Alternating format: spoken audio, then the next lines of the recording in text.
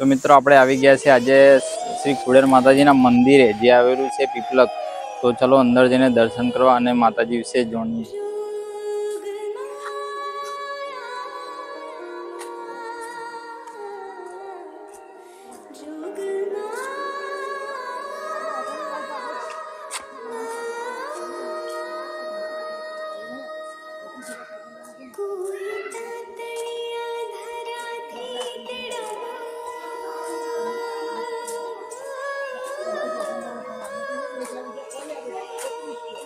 Shooting બધું લઈ આવું છે.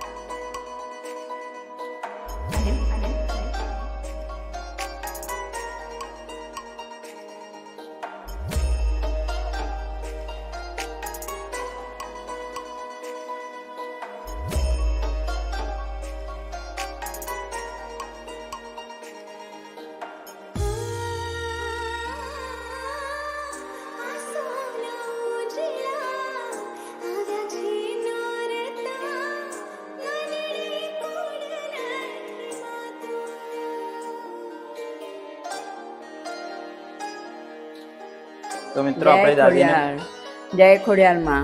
આ ખોડિયારમાંનું મંદિર આશરે 300-400 વર્ષ જૂનું છે. વડ એક હતું, એમાંથી આ બધું થયેલું છે. રવિવારે અહીંયા હરિભક્તોની બહુ જ ભીડ હોય છે. બધાની મનોકામના આશામાં બહુ જ પૂરી કરે છે. વિદેશોના કામ થાય છે. માને એક સ્મરણ કરવાથી આપણું તમામ કામ સંપૂર્ણ થાય છે. દર રવિવારે બહુ પબ્લિક આવે છે ને દર્શન કરવા. દર રવિવારે તો બહુ જ ભક્તોની ભીડ હોય છે. સાંજે આરતી ટાઈમે આખો દિવસ, અને આમ આડે દિવસે તો ચાલુ જ મંદિર ભીડ હોય છે. માતાજીનો તો પડછા અપરંપાર છે. માતાજીને શું શું માનતા રાખો છો? માને ખાલી મનથી જ સુખડી કોઈ લાવે, કોઈ પેડા લાવે, શ્રીફળ ધરાવે. દર રવિવારે લાપસી, ફરા લાપસીનો પ્રસાદ થાય છે. દર રવિવારે ફાળા લાપસીનો પ્રસાદ થાય છે.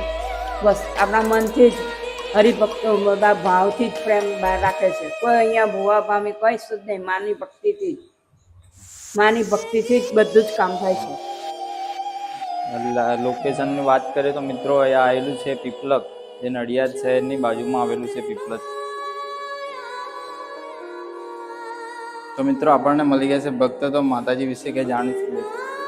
હું જાણું છું, દર શુક્રવારે મારા જે 16થી 17 શુક્રવાર થયા છે ને શુક્રવારે હું અપાસ કરું છું માતાજીને, ને સાંજે 4 વાગે મંદિર આવું છું ને મનોકામના મારી કુળદેવી ખોડિયાર પૂરી કરે છે. નડિયાદથી આવો? નડિયાદથી આવું છું. 17 શુક્રવાર ભર્યા છે માતાજી? હા, માતાજીના 17 શુક્રવાર મનોકામના પૂરી થાય છે. મારી કુળદેવી છે, કુળદેવી.